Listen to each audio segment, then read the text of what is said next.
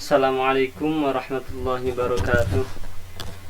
Bismillah, alhamdulillah, salatu wassalamu ala rasulillah Sayyidina maulana Muhammad wa ala alihi wa ashabihi wa lah wa la hawla wa la quwata illa billah. Amma ba'd. Pada segenap teman-teman tafsir Gharib Al-Quran, tadi kami sebetulnya sudah menyiapkan video, sudah hampir jadi, tapi ternyata ada problem.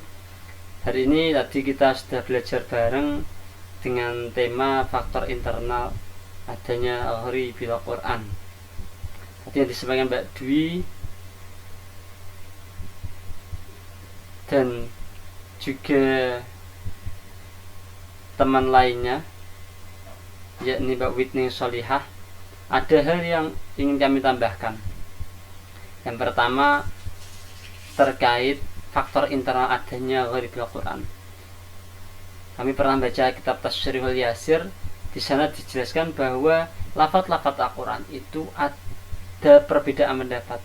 Ada yang mengatakan semuanya ialah bahasa Arab, inna anzalnahu Qur'anan Arabiyyan la'allakum ta'qilun, dan ada yang mengatakan ada lafaz yang dari luar Arab tapi dipakai dalam Al-Quran, dan itu kemudian menjadi bahasa Arab.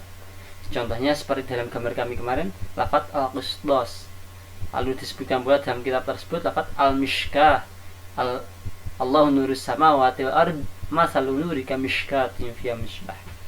Dengan adanya lafaz-lafaz yang dari luar Arab, itu menunjukkan bahwa orang yang asli Arab terkadang pun tidak tahu akan arti lafaz-lafaz tersebut, sehingga lafaz tersebut menjadikan salah satu faktor internal adanya Gharib Al-Quran. Yang kedua yakni adanya susunan tarkib yang mungkin terkesan beda, tapi sebetulnya itu ialah sama. Maksudnya lafaz tarkibnya itu ada fi'il fa'il, ada yang baca fi'il fa'il, fi'il dan maf'ul dan sebagainya. Termasuk juga di antara faktor internal yakni terkait ada lafaz yang dibuang yang itu sudah maklum. Was'alil qaryah, itu ada yang menuliskan was'al ahlul qaryah, lafaz ahlanya dihapus, dan itu menjadikan orang yang mungkin dia tekstualis ketika membaca lafaz tersebut, dia bisa menganggap bertanyalah pada desa. Desa kalau ditanya, padahal desa itu ialah sebuah tempat mati, tapi kalau ahlul qaryah maka itu ialah ahli penduduk desa. Itu ada dalam surat Yusuf juz 13 insyaallah. Lalu yang ketiga, yakni ada lafaz-lafaz yang sulit difahami.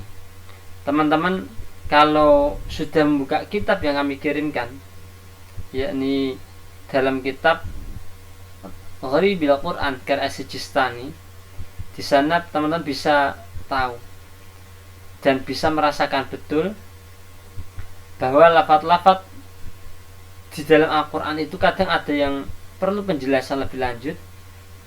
Contohnya lafaz ala fir'aun di halaman 4 kitab Gharib Al-Quran karya Sijistani, bisa dibuka yang kami kirim ke PDF-nya. Ala fir'aun apa artinya? Di sini kalau orang yang menganggap ala itu ialah ahla, maka disebut ya keluarga Fir'aun. Padahal di sini disebutkan dalam As-Sijistani Gharib Al-Quran ala fir'aun yakni ai qaumahu wa ahla dinihi, yakni kaum-kaumnya Fir'aun dan ahli agamanya Fir'aun. Ini menunjukkan bahwa lafaz-lafaz dalam Al-Quran itu bisa perlu penjelasan karena di antara faktor-faktor tersebut. Disampaikan pula oleh pemakalah bahwa setiap orang punya daya kapasitas masing-masing dalam menangkap bahasa Arab.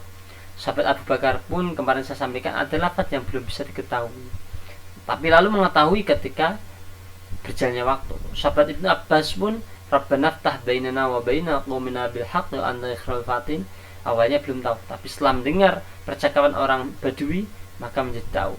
Dan ada satu hal yang unik, bahwa orang-orang Arab Badui itu ya orang pedesaan, yang orang pedesaan tersebut secara akhlak mungkin terkadang agak berbeda. Contohnya masyhur, Nabi pernah ada orang Badui, beliau orang Badui tersebut sampai kencing di masjid. Secara akhlak seperti itu, kurang beretika. Akan tapi secara bahasa orang Arab Badui itu bahasanya bagus. Seperti lafaz fadir itu diketahui oleh sahabat Ibnu Abbas ketika mendengar percakapan antar orang Badui. Jadi orangnya polos tapi dari segi bahasa bagus.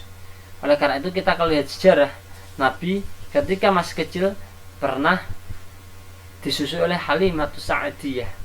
Dan orang-orang Arab kadang jika ingin bahasa Arabnya benar-benar bagus, maka mereka ditempatkan di suku Badui untuk belajar bahasa Arab yang benar-benar bagus. Karena kalau kita lihat sekarang, teman-teman yang mungkin pernah umroh, orang-orang Arab yang di kota itu bahasa Arabnya sudah beda. Bahasa Arabnya tidak sefusah yang kita pakai. Kalau ada yang pernah pergi umroh ataupun pergi ke Mesir atau kemana, itu bisa mengetahuinya.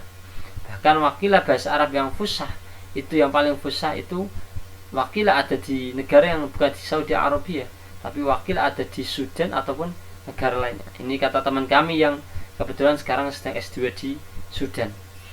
Lalu yang jelas bahasa Arab itu ialah bahasa yang perlu pendalaman.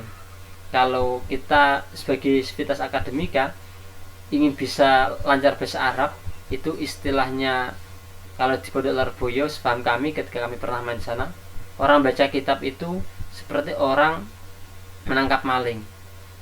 Begitu juga kita belajar tafsir. Maksudnya bagaimana? Semakin kita tanyai terus, kita selidiki terus, kita interogasi terus, kenapa kok bisa begini, kenapa kok bisa ini, maka dia akan tahu. Kita akan tahu jawabannya. Kalau kita sering tanya, kita tanya ini lafaznya tarkibnya apa ya, kok bisa rafa kenapa ya, kok bisa ini kenapa ya, artinya apa.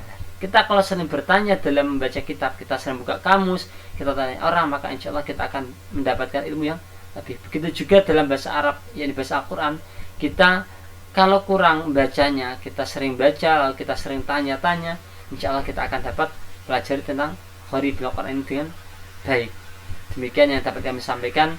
Kurang lebihnya mohon maaf. Dan satu pesan kami untuk pertemuan mendatang, kami harap pakai Google Meet, dan teman-teman kami harap setidaknya bisa hatam Al-Quran sekali.